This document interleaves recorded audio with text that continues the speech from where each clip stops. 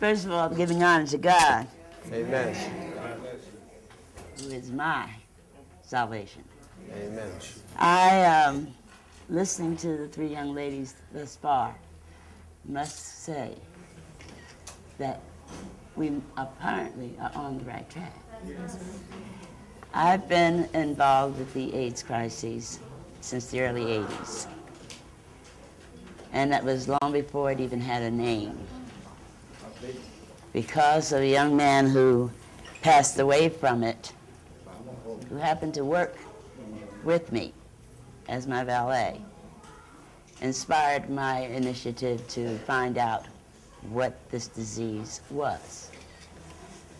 Marvin passed, and we thought he had cancer because it has all of the implications of what cancer does to our body.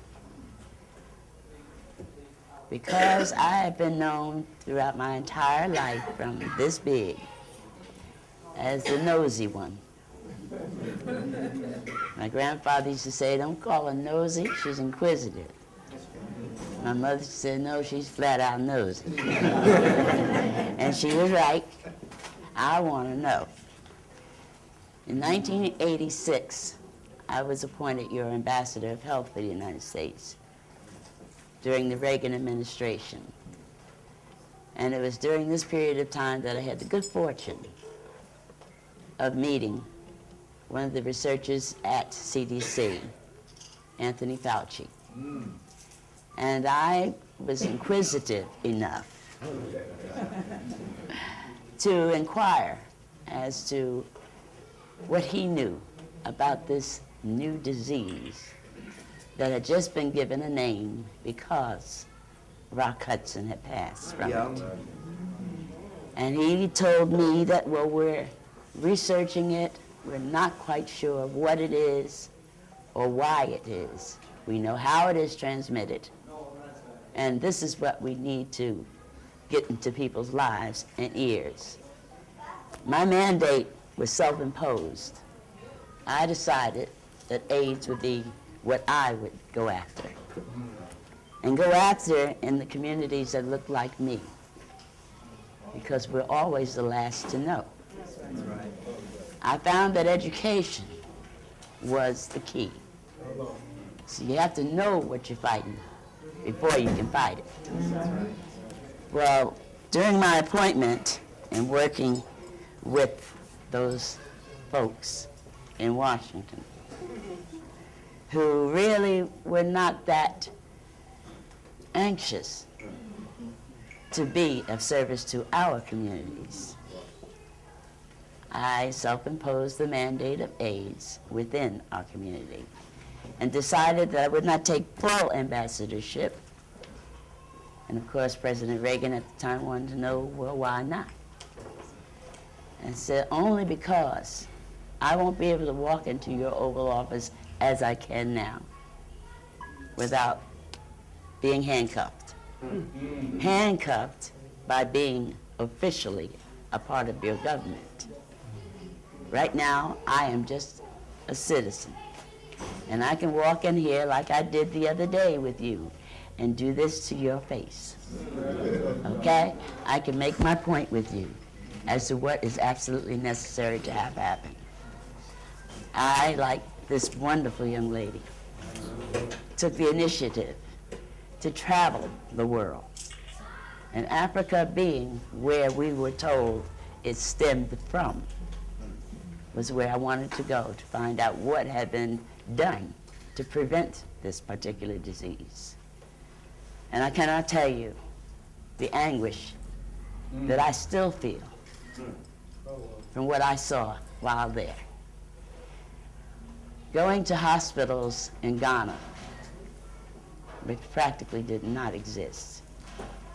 I finally went to a brand new establishment where the World Health Organization's office looked directly onto it.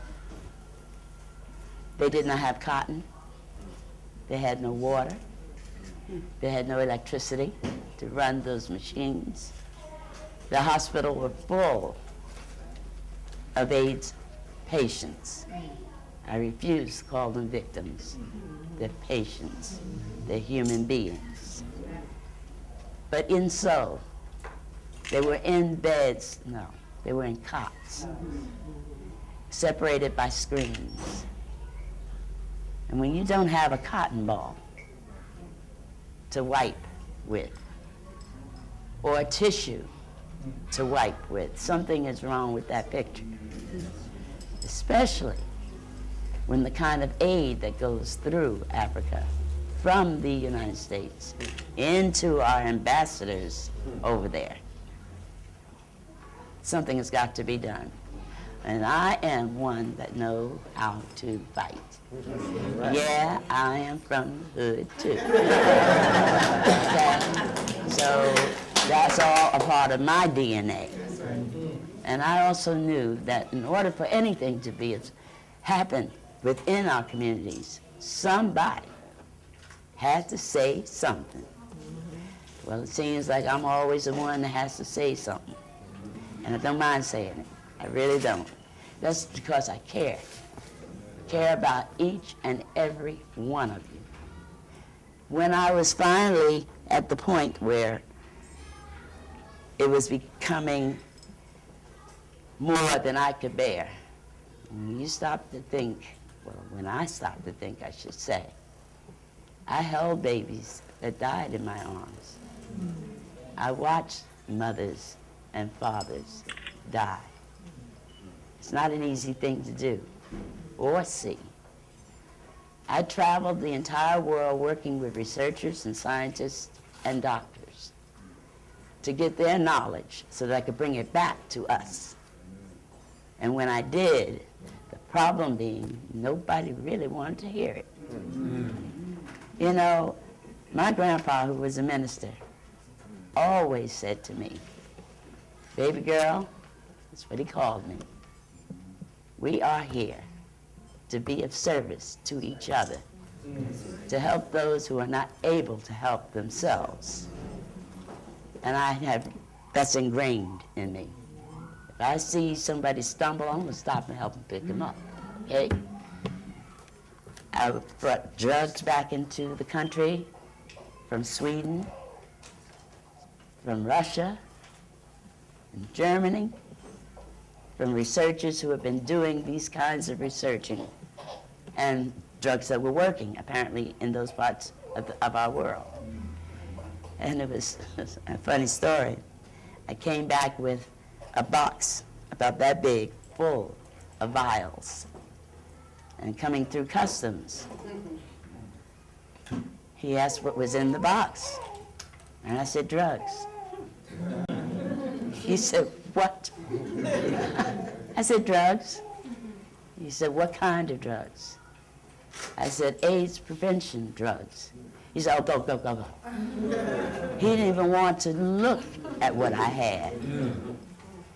That's how serious and unfortunate non-educational materials were given to people so that they would know what they were combating.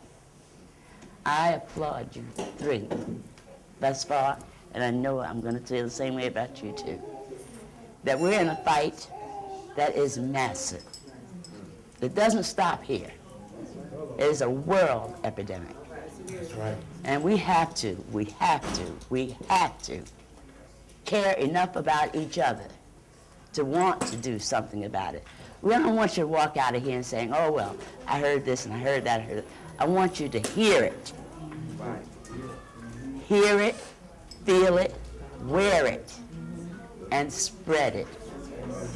This is very, very important, that it leaves this room and is told. If you tell one friend, have that friend tell another friend, and another friend, and another friend. Before you know it, we're all going to know about it and know what to do about it.